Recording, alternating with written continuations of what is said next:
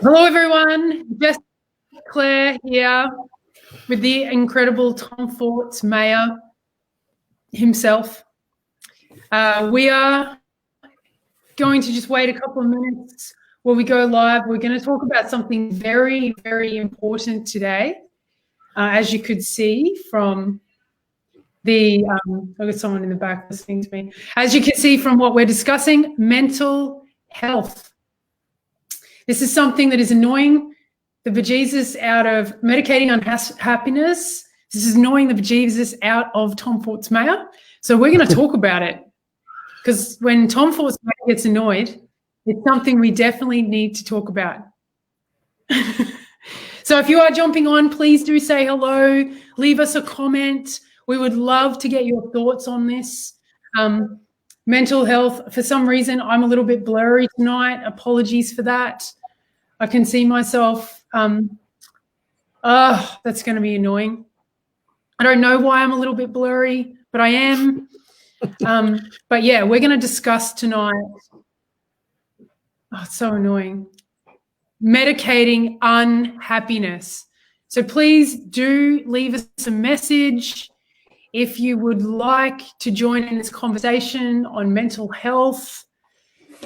This is driving Tom crazy. So why don't you start sharing, Tom? How come this is driving you crazy?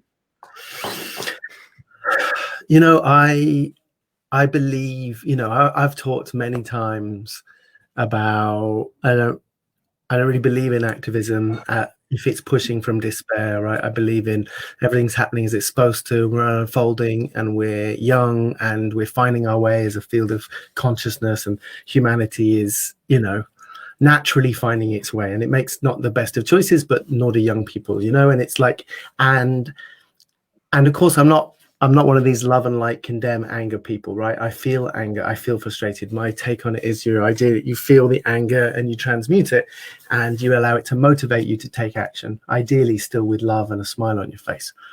But I've got to be honest with you, these last few weeks, I'm just seeing more and more. I'm just getting more and more frustrated with the fact that the systems that are meant to help, right? A lot, not all, but a lot of the healthcare systems around mental health that are meant to be helping perpetuate the myth that something external is the answer. And for me, I mean, just in the simplest of ways, in the UK at the moment, if you're having difficulty with your emotional health or your mental health, and you go to the doctor here, they've got an 8 months, 6 months, 8 month waiting list. And so these doctors might know that kind of medicating your anxiety or your depression is maybe not the best way to go straight away, but it's better to give people relief, they believe, in the interim, whilst you're waiting for that work. But people, and they'll tell those people, and I see it all the time, they're like, oh, well, you're unhappy because there's an imbalance of chemicals in your brain.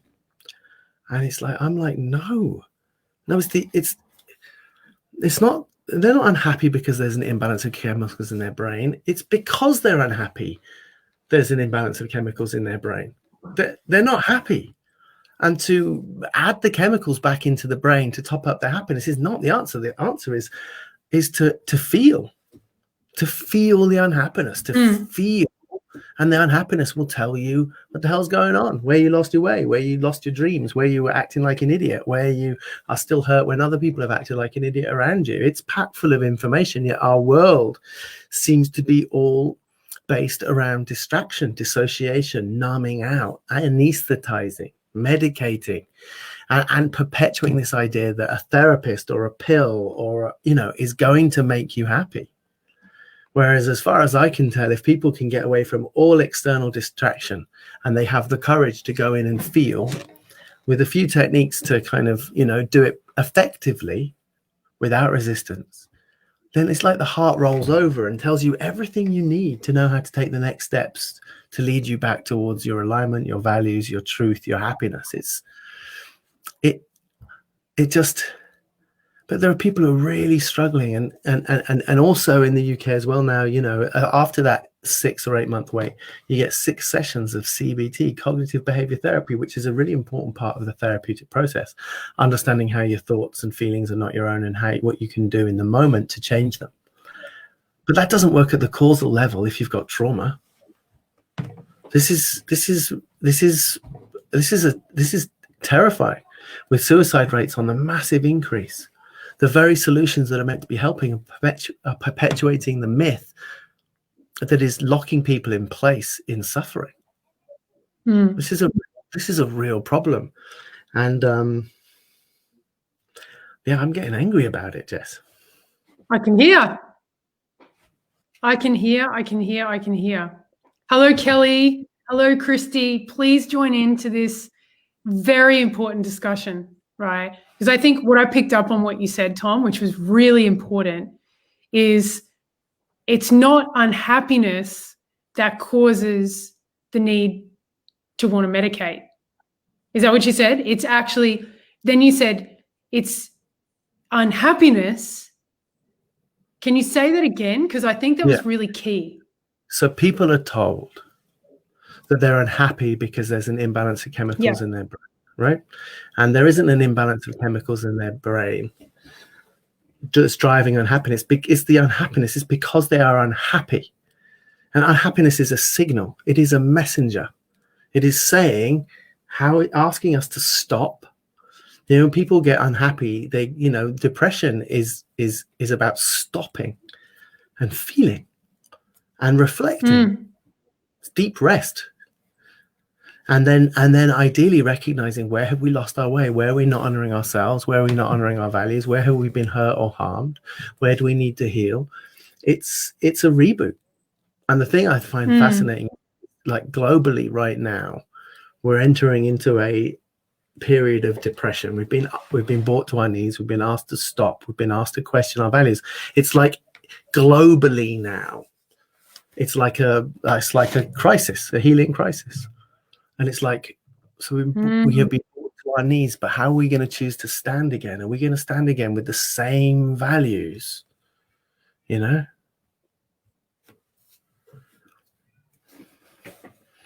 I'm just reading some of the comments, you know?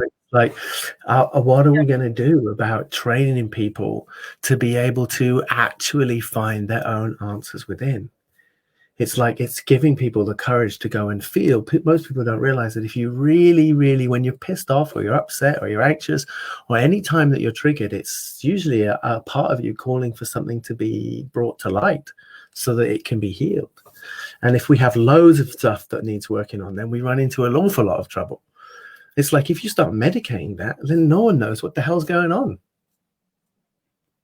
Yeah. No, it's really, I think this is a really good conversation, because if you had said to me, how long ago? If you had said to me maybe 2 years ago, all you need to do is feel, I probably would have said to you, yeah, but I am.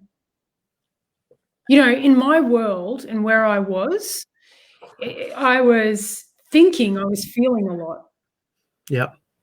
But I wasn't. No. I was still working. No. So tell me what you mean by feeling. What does that actually look like? Because in 2 years ago, in my personal growth journey, I was like a personal development junkie, going nuts for it in every program, distinguishing all of my shit. And yet at the same time, I don't feel any of it, really. So tell me what you mean by feeling. So there's a really big difference between feeling into just feeling into a victimology story, right? And just feeling the feelings of being let down and feeling profoundly sad and being hard done by, right?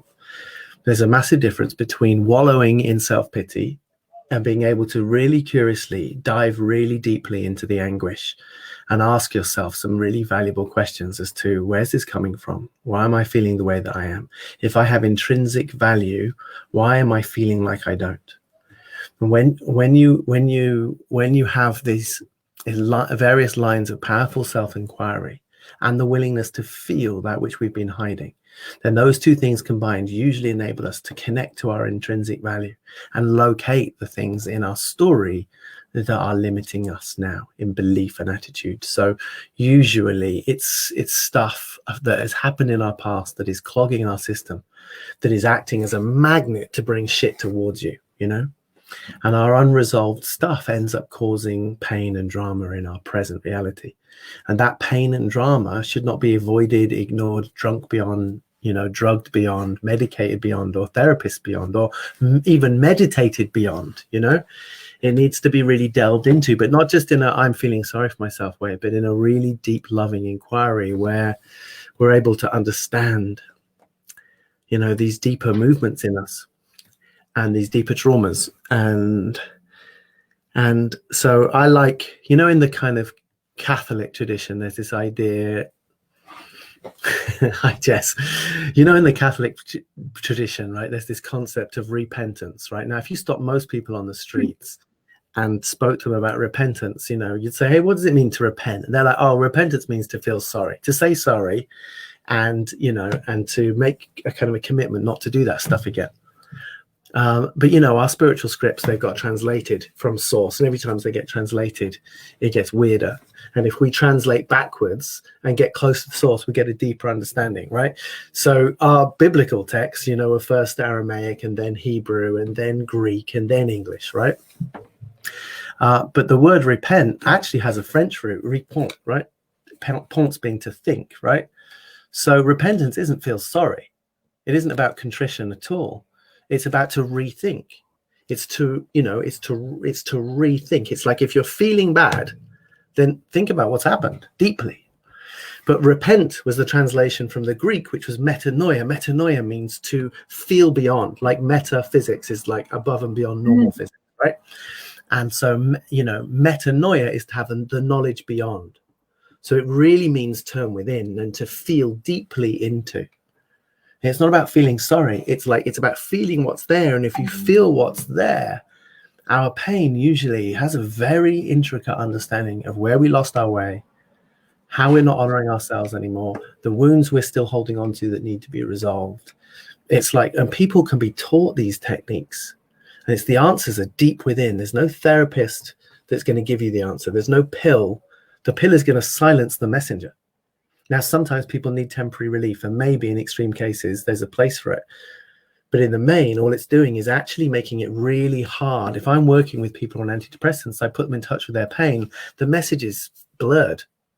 But people can be courageous enough to be in the raw feelings. Those feelings are vividly wise. You know, vividly wise. And they make it, they, you know, they lay out the whole story of the things we need to resolve and how to resolve them. And that's interesting. How this is really interesting because, you know, last week we discussed when is coaching versus mental health professional, when is it more appropriate, right? Did we discuss that, or did I discuss that somewhere else? Yeah, maybe I did that.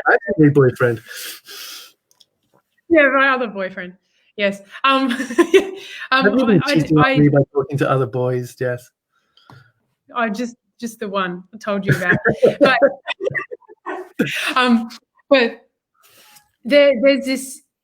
there's something for me that's undistinguished here. There's like, you did it solo. I did. Okay. Jess Palmer remembers. I was like, was that with you, Tom? I'm getting live confusion.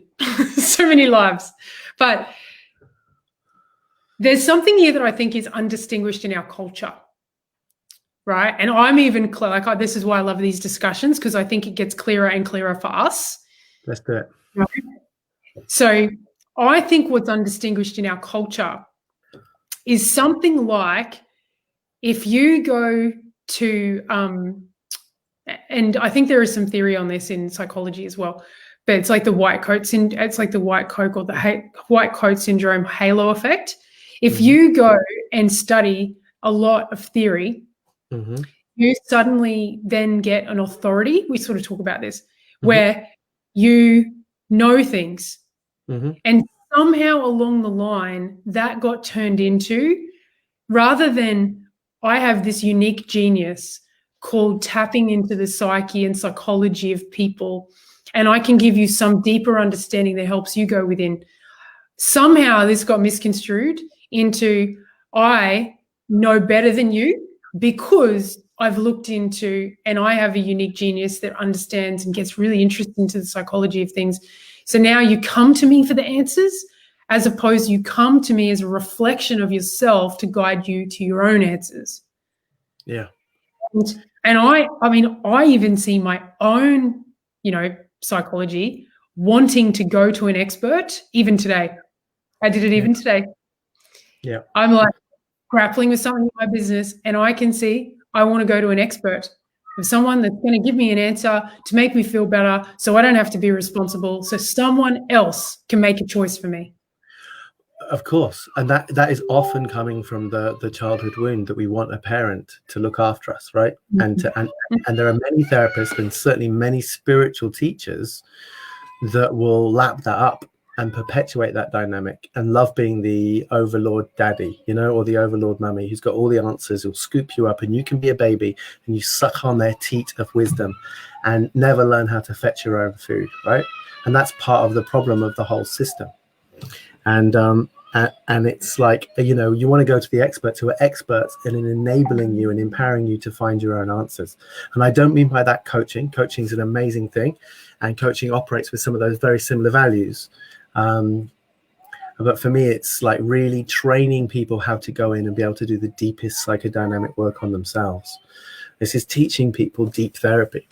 And it's like what I've learned, people can actually learn techniques to do. I mean, here, I'll share with you the most powerful self-therapeutic technique that you can ever use, right? It's great if you combine it with music, because that's really powerful. It makes it nicer. But literally, if you're triggered, right? If you're really badly triggered, right? You let your unconscious know that you would like to explore it deeply and that you're willing to no stone unturned, that wherever you are, it's not dangerous for you to open up a memory that is traumatic, right? And you deeply affirm that to yourself, right? And you then locate the feeling in your body. Is it in the abdomen? Is it in the chest? Is it constriction around the throat or heat behind the eyes? And you welcome the sensation. You welcome the sensation. You drop all resistance, as unpleasant as it may be.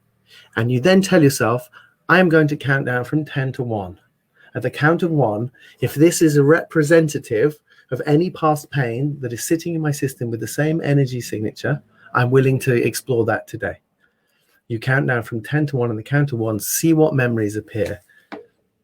And it's the simplest technique to do clearing work on yourself. And everybody should taught that in schools. And it's endlessly fascinating. You can do longer winded stuff about inviting your inner child to join you and this and that. But actually, the simplest, most powerful technique is if you are angry, upset, scared, or afraid, I guarantee you, if it's a disproportional response, it's coming from something unresolved. And the universe has conspired to bring a situation to you because it loves you and it wants you to be free. And it's reflecting this exact same signature that if you can have the courage to explore, it will roll over at your feet and show you everything you've been holding on to, and it will lovingly invite you to let it go.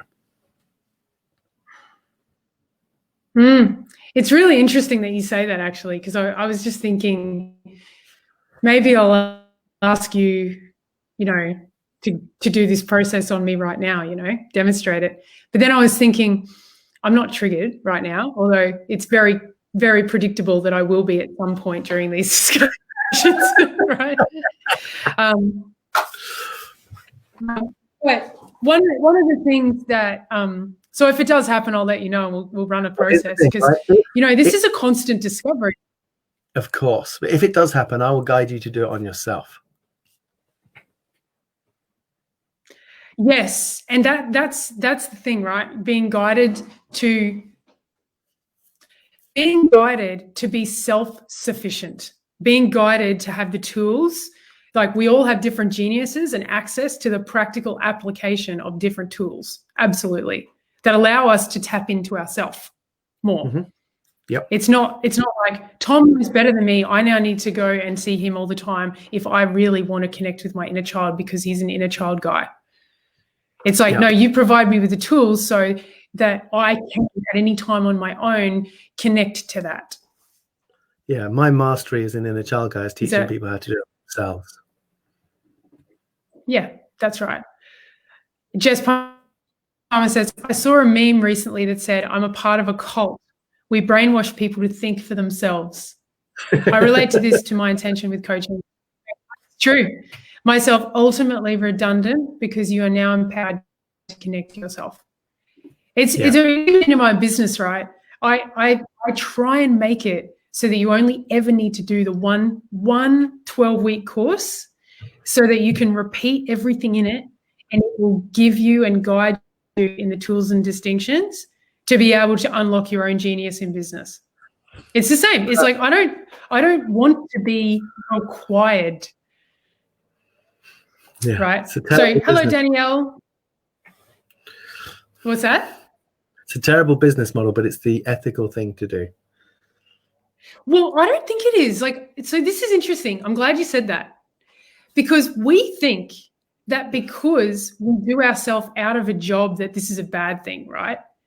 But I think, if you really take what we're talking about here, which is dancing in the unknown, if we actually had a culture that was really settled with being with the fact that we make ourselves redundant constantly, if you want to put it in personal development terms, we go through our own ego death, we kill off parts of our identity that keeps us in a holding pattern of ourself right now.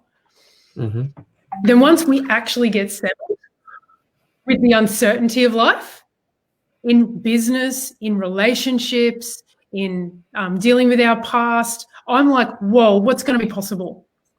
If we can constantly, like Jess said, making ourselves redundant, if I can make myself redundant, everyone's got what I call an entrepreneurial mindset to life. We become pivot machines.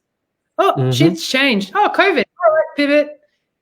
Okay, what are we having for breakfast? If we were able to have that kind of and live that kind of way, ooh, life's a big adventure. This is fun. Oh, look, I'm triggered again. Glad I'm home tonight. This is going to be interesting. Agreed. But I wouldn't say that's, I think it's a great life model. I think most like business guru people would be like, oh, that's not a great business model, but we're not interested in discussing a business model per se. I think that, what we're talking about is a life model, right? Which is more and more, it's about moving beyond identity, moving beyond conditioning, trusting that we have the answers within, I'm not saying that there isn't great value in working with a coach or working with a therapist. I'm not saying that. I'm saying if we're working with one that's fostering dependency, then they're not to be followed. But in the Hindu tradition, there's the guru principle, which is like, if you are paying attention, and if you truly believe that everything is connected, then every single moment, every single interaction is school. It's like properly reflecting. Like if you're paying attention, it's like a personal spiritual development moment in every moment. And one of the things I like doing in my courses is I ask people just to take a moment to get present and look around their room and look for a message. Look for a message, to open to the moment, look around the room. And so anyone watching this right now, you could do it. You could just take a moment, take a breath, look around the room that you're in, and something will draw your attention. It will have a resonation of being numinous, as though there is something divine calling out to you, speaking to you of something that you're called to. Whether you decide to pick up a book, open it randomly at a page, and get an answer to a question that's either consciously or unconsciously being held, or whether you just look at the way some area of your desk or your room just isn't, something's on top of something else or something's untidy. There's a metaphor in your moment.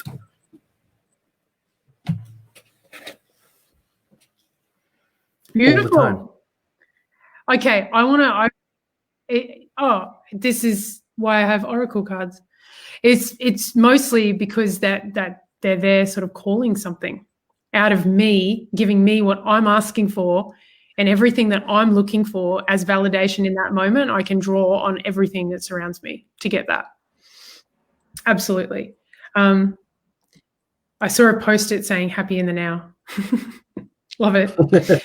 Metaphor moment. I love that. I wanted to just talk about that for a second, right? Because we were just talking about these therapists. I'd like to make an assertion on this, that and I've experienced this myself, especially as a coach, is sometimes you get clients or people who patients or people that you work with that are desperately trying to have you be that.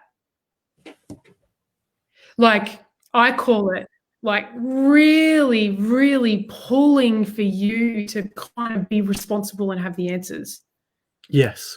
I've had things like really trying to pull it out of you. And if you don't provide it, a reaction like, you're not supporting me, you're not helping me, like a full-blown reaction and trigger like wanting you to act like the parent, right? I found that quite confronting at times. And there are people that potentially just leave me completely unresolved in situations like that. And so I can get, and I don't know if anyone else has experienced that, but I could actually understand why the power of that pull sometimes can have practitioners fall into this pattern of, I'll just help them. I'll just give them what they want. They want a pill, I'll just give it to them.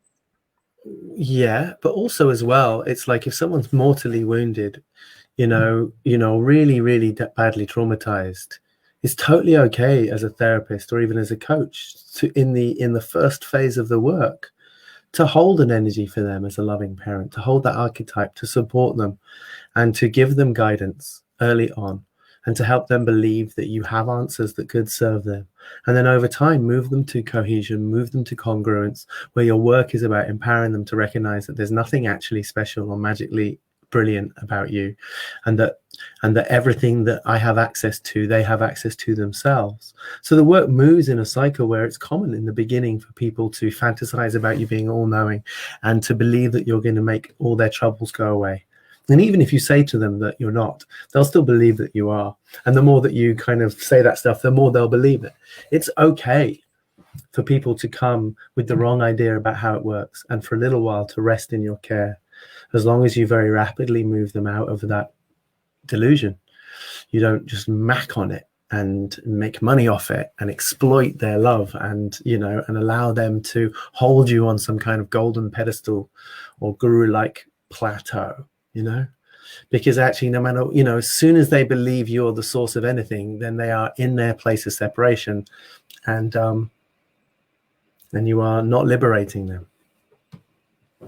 You're not liberating. And what you're talking about, what you're talking about though is a whole set of skills.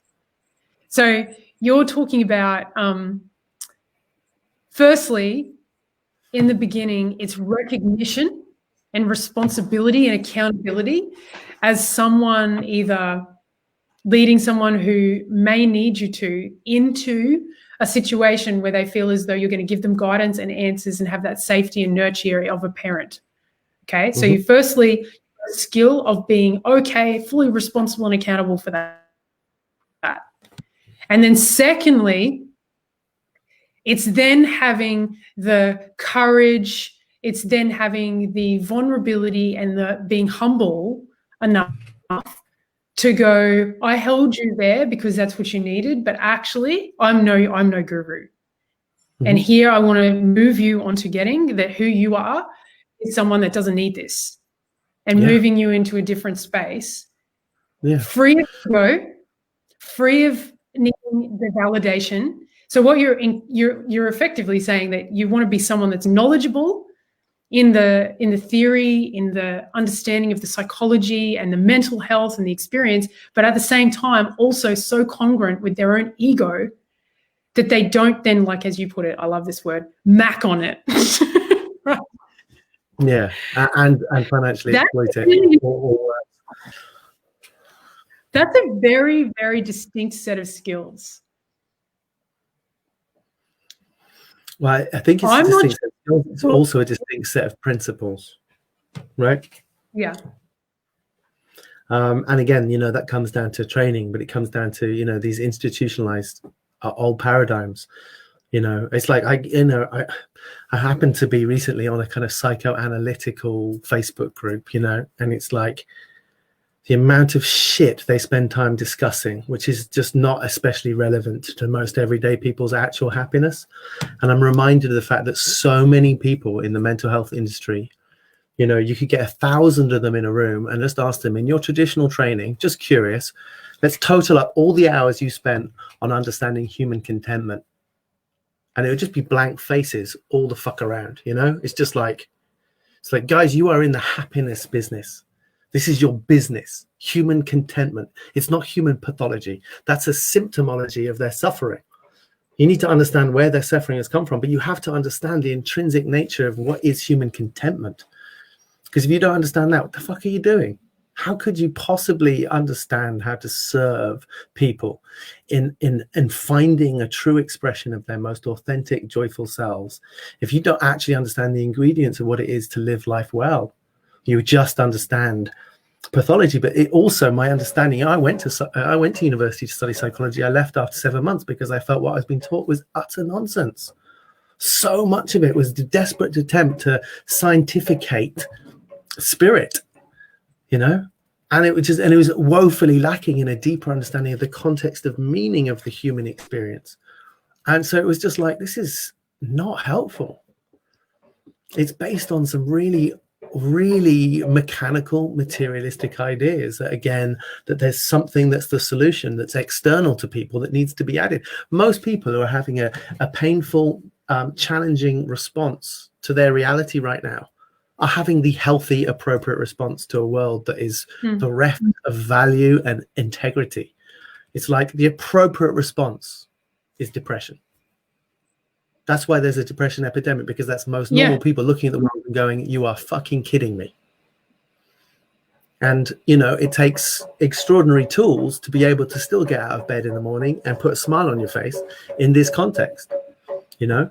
And it's like, and yet those tools can be taught. Those tools can be taught. And the thing is, it's like, it's the opposite. It's the opposite. The opposite is actually you are enough. You have everything inside you, and all of the pain is actually the guidebook. It's the navigation system that will lead you back to who you really are.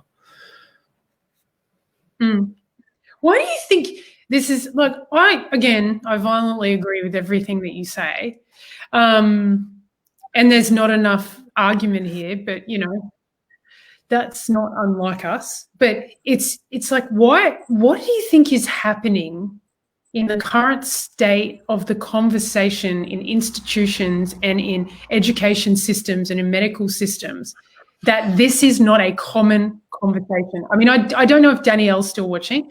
Danielle is my neighbor, and she works currently in the health system as a nutritionist and neurobiologist. And she's talking to me about this at the moment. I was just curious if she has any comments on this. But what do you think is happening in current institutions? This is not a normal conversation. Or maybe I'm wrong. Maybe, from what I can tell, you got a lot of noises going on there. Yeah. Listen, let's preface this with there are loads of amazing people in traditional healthcare systems who are awesome and wise and doing great work, right? And yet I do believe institutionally, I think so many of those models are just institutionally what's come through the paradigm is limiting, you know. I see Kelly's comment there, you know, most people just want to be heard. My daughter this morning was in a really, really angry mood. She'd been playing with our neighbor's kid, and they don't get on very well, but they keep wanting to see each other. And that girl was in a really foul mood today, and she took it out on my daughter. My daughter came out for lunch and was just basically shouting at her mum and me, and was super, super angry. And we started kind of like reacting, but then clocked it and then connected with her and said, you know, when we're angry, we're usually sad underneath. Are you sad because your time with your friend, she wasn't being very nice to you? And she sighed and she connected with the sadness underneath, and then she felt heard. So Kelly, I agree to some degree, you know, people just want to be heard, right? That's the counseling thing. That's the coaching thing. And there's immense value in it. But actually, when it comes to having real transformation in how we think and how we feel and how we behave, we need a lot more than just a talking therapy that stays at the conscious level. We have to have ability. You know, Einstein says we can't solve a problem at the level it was created. Well, that's true in every other area apart from psychology. In psychology, we have to go to the level at which a thought form was created to be able to change it. And if we haven't got the tool to access the unconscious, then people in talking therapies, in the main, it works, but it takes fucking ages, because people have to get to the place where they get beyond that conscious identity. But if you're talking to them via the field of the conscious cerebral mind, then it's all flavored by that identity. You know, it's like trying to understand the color red whilst wearing red glasses. You have to take the glasses off. Otherwise, you're not really seeing it, you know? Or even recognizing you've got glasses on. Yeah, right.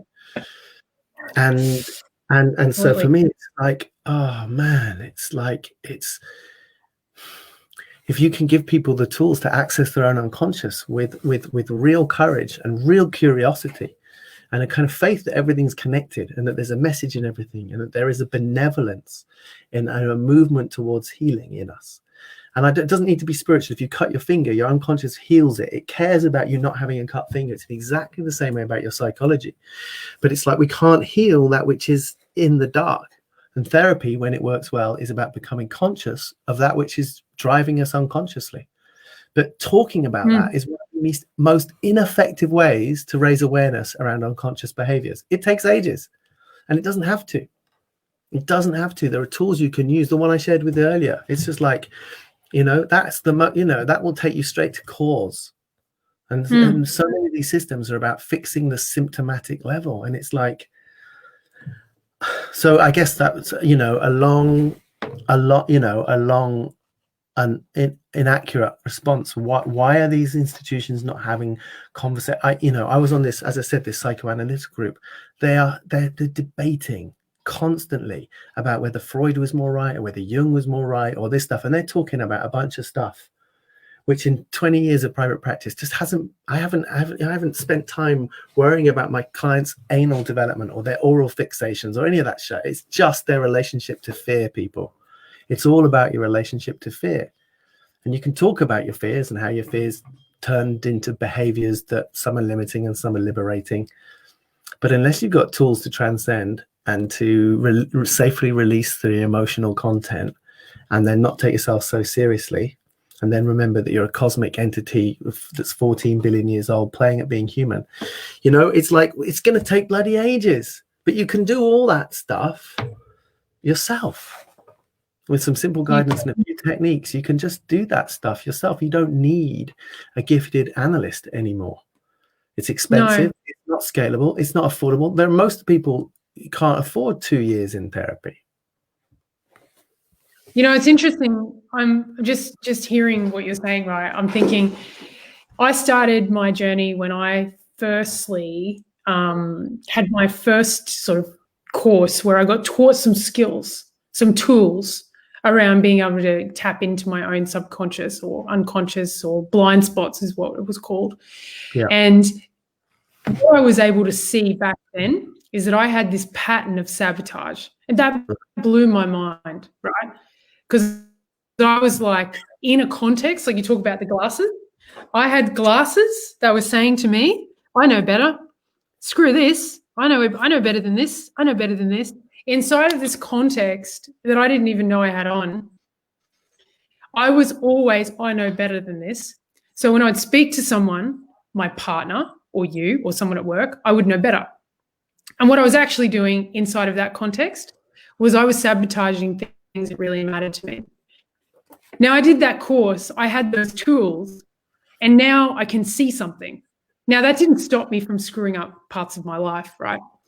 But my marriage ended. But what I could do, and it was as very, very similar, right? I could start to see the pattern, except as my marriage ended, I went, this is it. This is the pattern, right? I could see something. Then I got into business. And just now, I took on something else that was big just recently. And after now, what is 6 years of doing and practicing and training and seeing this, I moved into this new home, had this whole new big thing happen, you know, taking on something really big. And then it happened again. I felt the body sensations. I started to see the thoughts. This time, I mean, I didn't know your process, but this time I knew exactly what I needed to do, so it wouldn't actually play itself out. I understood how I thought. I could hear it. It was like every single detail of those glasses now are so vivid. I caught it. And what I distinguished when I really looked at it, and I did not want to look, was that I thought I was crazy. And more than that, deeper than that, I believe that I'm evil. I believed that I was evil. I had this fundamental belief that I was evil. Mm-hmm. And I called a friend who allowed me to really look at the source of this thing. And what I distinguished was that when I was 6, I was playing handball or something, and this kid walked past me, and I had an outburst of anger. And I grabbed him and I pushed him. He hit a wall. He cut his head open. And I decided in that moment that I was evil. Mm-hmm. And I've spent then most of my life trying to do things that are nice to make sure that everyone knows I'm not that. And I'm now 38 years old. So 33 years later, I'm still trying to prove to people I'm not that 5-year-old. And that's showing up now every time I take on something, and my failure is equated to that. Now, in that moment, when I saw that, it disappeared. And I got to experience my own, humble, this divine experience. Like I actually got to connect into being and experiencing what I call the divine presence, right? Mm-hmm. How does that happen if we do not have the tools? It is not saying that I'm not going to have freak out moments. You can still do, right? No. What you're talking about there is a primary, what I call no moments. Our life consists of a variety of no moments.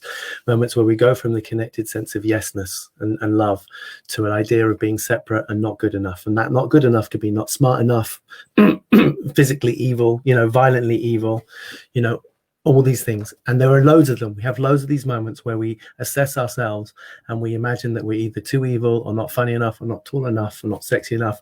And they all clog our system. And you're right, if we do not have the mechanisms with which to go back and identify these feelings and put love around them and dissolve them, then we remain limited by the systems we've set up to avoid that sensation. Yeah. What you would call your identity, your personality, some of which is great. Most of it is compensatory for the imagination of inadequacy.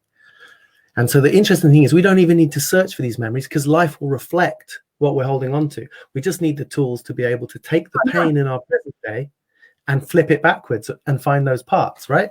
And those techniques, as I shared in the start of this school, are actually really easy and can be done yourself. Now, I see Sally. Hi, Sally. Nice to see you.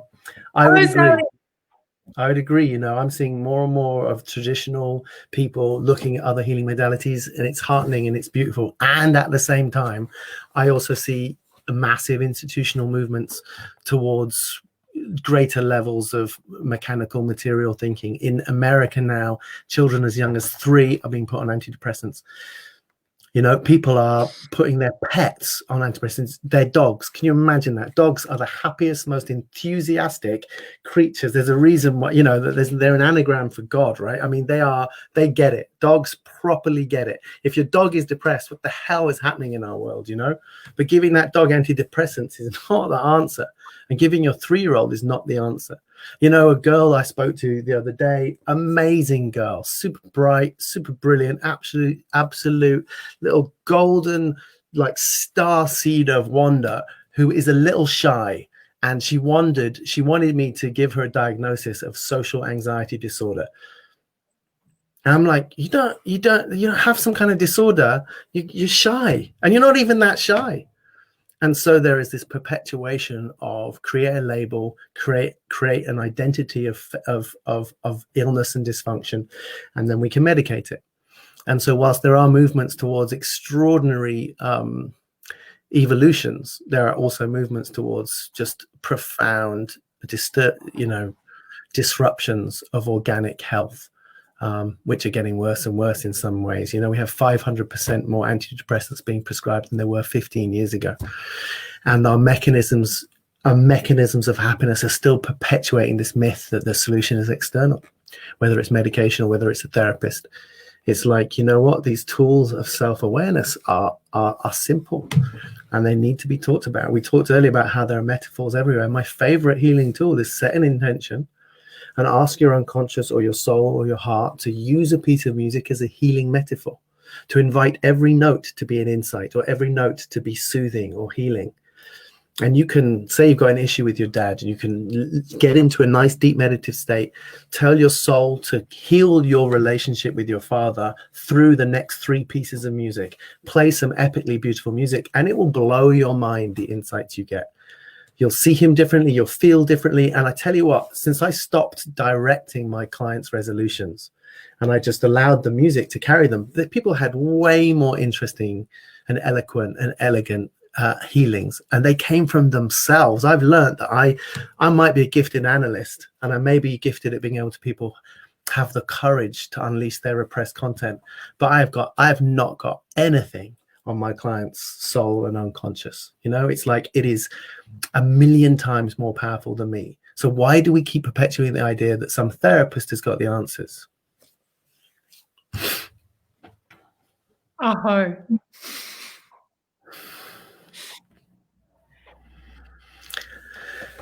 So I see the question there is medicating about avoidance.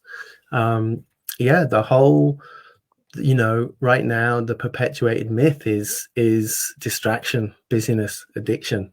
That's why it's so heartbreaking that within the mental health provision, the answer is still don't feel the feelings. As we said at the start of this, I'll repeat it for people who are joining now.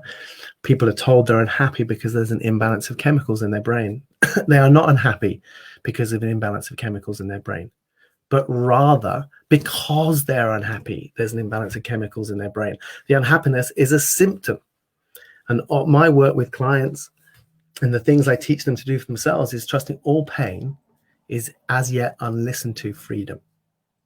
And if you can just have the courage to go and feel this stuff, it speaks volumes about where you've lost your way, how you're not honoring your values, how you're not honoring your boundaries, the next steps to heal those parts of you, to go and climb a tree or do coloring in, or, you know, roll around naked in the sunshine. You know, it's like all the answers are there, you know, all the answers are there. And they're way more elegant and way more subjectively accurate for you than any gifted therapist will ever be able to help you understand. Yeah. You know, as I'm listening to you, I'm thinking of my my mum. You know, my mum has suffered with mental illness her whole life, right? She, you know, she had an incident happen when she was, how old was I? I was 18, so 20 years ago. And God, and you know, she got put on medication because she got depressed, and then she went on to more medication, and then she went on to, and I've watched her then lose her job, and then the doctors gave her something else, and then she got diagnosed with bipolar, and then she got diagnosed with schizophrenia, and I've watched it happen. So I'm listening to this going, it's painful because I haven't ever seen my mum ever be able to get access to anyone apart from me that ever stood for her getting taught the tools. I forced her into a personal development program once, but she eventually did it, but there was no willingness on her part, so it didn't really work. And I'm listening to this going, are there actually genuine cases of pathology which in some cases are almost unrecoverable? Yeah. You know, I'm not saying it's the case. Or I would agree there are. There are. I want to be really clear, you know, that there are some cases of some mental disturbances and emotional disturbance that have gone untreated so long, or they've been treated in such a way where the brain chemistry has been irrevocably disorganized, so it is no longer organic or remotely recognizable as being naturally human. and it can lead to dissociative personality disorders, schizophrenia, psychosis, deep sociopathy. You know, there is such a thing as pathology, there is such a thing as brain disease, there is such a thing as personality dysfunction, which is pronounced and profound. And for those people, there is a case for medication, there is a case for balancing. But 80%, 90%, you know, so many of the people who are on antidepressants are not that. Yeah. And, you know, I used to get so impacted by it. You know, I used to be someone that would say, No, we are you seem still to there, have a Tom? break. I am, yes. So I do believe there are some people. Are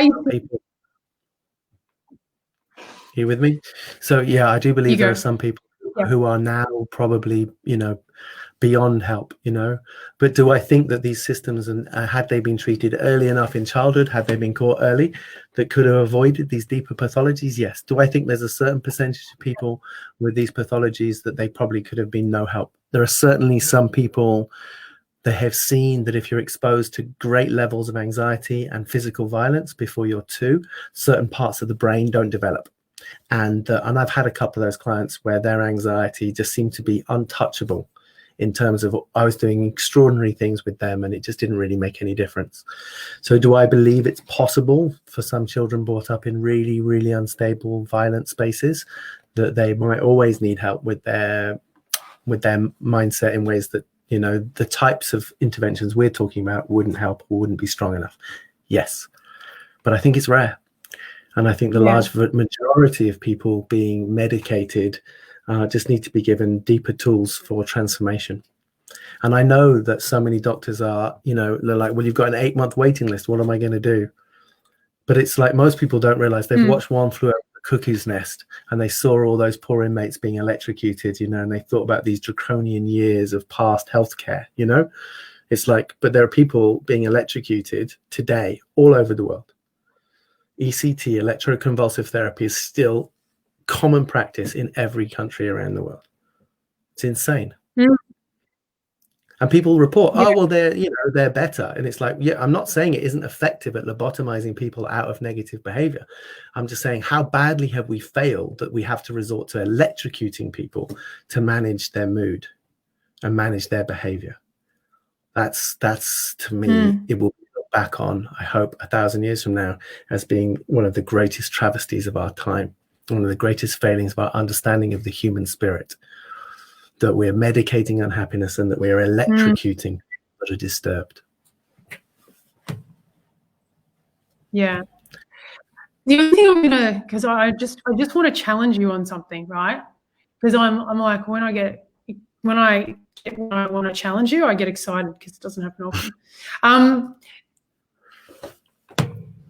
I don't know that it is that. You said rare. I don't know that it's that rare, Tom. You know, and I could be wrong, and I don't have the data for this, but from what I can tell, and maybe it's my own experience, I mean, in my family, it's a bit of a joke, and this is quite a sick joke, so I'm about to say a bit of a sick joke. If we don't die at about 120, the only other mortality that happens, because we've got these really great genes of longevity, is we kill ourselves, right? So I have a history, and maybe because of the people around me, I've got like lines of people. My great-grandfather committed suicide. Someone in my grandparents' line committed suicide. My uncle committed suicide. I've had my other uncle that's tried to many times, and I've got, like, it's very common. Yeah. Right? In my very common. I don't know that it's that rare that people have grown up in situations where it is really pathological. That's what I'm saying. I was like, I don't know that it's that rare. What I think, and that's why I'm sort of challenging. No. What I mean by rare is that where it's irrevocable, where it's irreparable. Okay, so I think there's far too many people are brought up in homes where children aren't told that they're loved. Far too many people are brought up in families where it's common for people to go so far not talking about their feelings that they kill themselves rather than show vulnerability. That's common, and those things have a massive impact. Yet those things can be resolved. Those things can be healed by these techniques.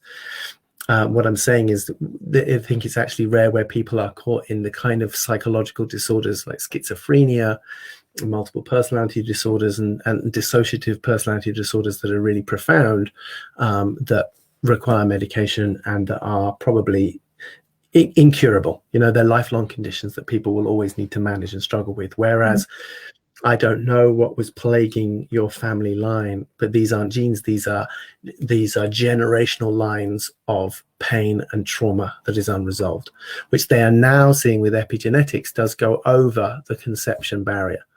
So that literally the pain and the unresolved trauma is passed over in the lovemaking. It gets passed on as it's a bunch of genes that aren't switched on or are switched on that epigenetics do play a part. So they are family lines of trauma. There are family lines of dysfunction. If untreated, those can turn into very, very deeply run pathologies that might then become untreatable. But I think a large majority of these things are treatable. And I think it's a very small percentage of people where it's totally untreatable. However, this is why it's so important to get this stuff into schools and why it's so important to make it partners. One of my greatest frustrations about the whole mental health system is the fucking shame that goes along. It comes from like the 1800s, where if you had a mad Uncle Monty, you don't tell anybody about mad Uncle Monty because no one will want to marry into the family, and you'll be stuck with unwedded daughters. And it's like in some of these traditional cultures, like if you have one mad relative, you have to keep it a secret. And being in therapy is just this terrible shame based, and it's like, and if you're in therapy, everyone has to keep it confidential. I'm like, why? I mean, if you tell me a story, I'll treat it in confidence. But why do we have to have this extraordinary culture of like, I've got some madness, but don't tell anybody? It's like, I'm fucking mental. I just got a much, enlightenment is not the end of your neurosis. It's not the end of your anxiety. You just dance differently. It just gives you the awareness to recognize, to spot when you're operating from your twatdom. It's like, freedom is just awareness around the inevitable madness that we're all plagued with. We're primal animals walking around in suits pretending to be civilized. It's ridiculous. Of course we're going to be bonkers and murderous and territorial and maddening. It's a wonder. I think we should all get medals every day for not killing anybody. I think that should just be the standard.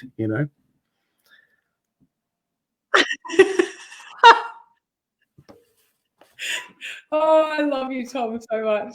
I love you. I know. I remember I had this time where I had this realization that I was weird. And I'm like, I'm so weird. I do these weird things. And then I had this day where I looked around and I noticed that everyone was weird and that people looked funny if you looked at them. And then if you didn't say the right things, people got awkward and no one knew how to hug each other. And no one knew what to say if you didn't say the right thing in the book, as I call it, like the human book. And then I was like, everyone's fucking weird. And then I felt okay about it. Everyone is weird. This needs to be the thing. Everyone is weird. And that's just to be the first medal. Yeah, I do. I think this has been a great discussion. So just to recap, I think what you've come up, like medicating unhappiness, is actually we all have this gamut of emotions, and we're finally, I think, from what I can tell from everyone that's sort of tuning in, is that we're getting to a place where our medical field is starting to recognize that there's no need to medicate this stuff, and there's natural therapies and holistic therapies coming in. However, there's still far too much medicating what is,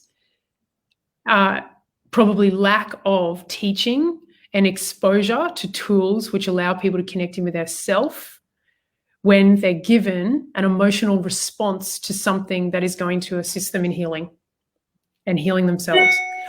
Is that how you put it, or how would you put it? No, I think that's really true. But it's just as you're talking, I just think that in so many areas of freedom, there are systems, often male-based patriarchal systems, where there are gatekeepers. The church becoming a barrier to our direct connection. They say we can't connect directly to spirit. We need to go through their systems. We need to pay the church every Sunday because it's got to build the roof. Got to keep that roof on the church.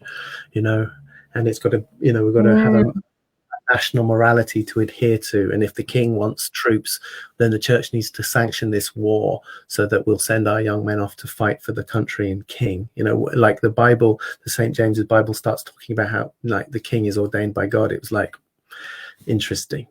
And so in every area of human life, there's this place where there is a barrier, a gatekeeper, usually a paid gatekeeper to our truth. And it's why we're recognizing this spiritual explosion that's been happening, that we can have direct access to spirit right through our heart. And we don't need a middleman. We don't need to pay to have our liberation. And it's exactly the same. Our mental health is our spiritual dimension.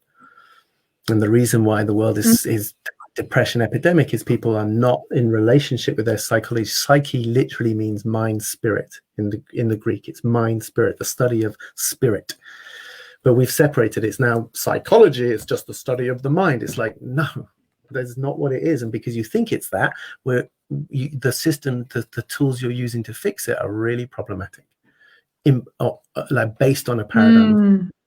And the answer is direct connection to ourselves, direct connection to the divine. And they're actually realizing it's the same thing. There, when we realize we're not broken, we just had a perception, an imagination of inadequacy that then drove a whole bunch of fucked up behavior that made us miserable. Whereas if the resting place is a connection to our absolute adequacy, our perfection, our divine nature, then there's no fear. And if there's no fear, then we don't walk around being a twat. And if we don't walk around being a twat, things tend to work better. It's just a reversal of the mechanical material idea that we need something to get somewhere. Yeah, absolutely. Oh, Sally just asked a quick question because I know it's now 10:10, so 10:1 for you. She makes a good point here. It's interesting, as Americans are so much more open about mental health and seeing therapists than Australians. What about English? No, it's still mammothly shame-based. It's a real problem. So much of it is couched in like the terror of the 1800s madhouse, and what in the reflection on the family and a sign of weakness. I mean, you're asking about how men are about going to therapy. Men still here are very, very reluctant to stopping and asking for directions. Oh, wow. Okay. Yeah, it's very much like Australia then. Australia and the UK seem to be more and more alike the more I hear about it. Okay. Any other questions? I think we could talk about this one again. This has been a very interesting topic. I want to bring more and more of this stuff up. But thank you. It's inspired me to do a really full-on rant. Yeah. I was ranting the other day. I decided to do a video, and then the video I did was just really considered. I'm going to jump in and create a kind of an impassioned rant, I think. So thank you for the inspiration, Jess. And everyone else here. You're welcome. I don't know if you saw my post the other day that said something like, I hate that I pretend I'm laughing when actually I'm angry. Would you not actually trigger the wounds I refuse to heal? I did see it. I did see it. Yeah. I thought it was hilarious because I do that all the time. Now, yeah, I know. And this is the irony of that post is I couldn't even write that post if I didn't have awareness of my own wounds that I don't want to heal. Okay? I just want to get triggered and be left alone. So even the tools with lots of them, it's still a choice. Still a choice. It's always a choice. I want to give people more choice. So thank you, Tom, once again for a beautiful discussion. Thank you, everyone. Hello, Nicole. Thank you for tuning in, Nicole, Sally, Tiora, Christy, Jennifer. If I've missed anyone who's lurking in the background there.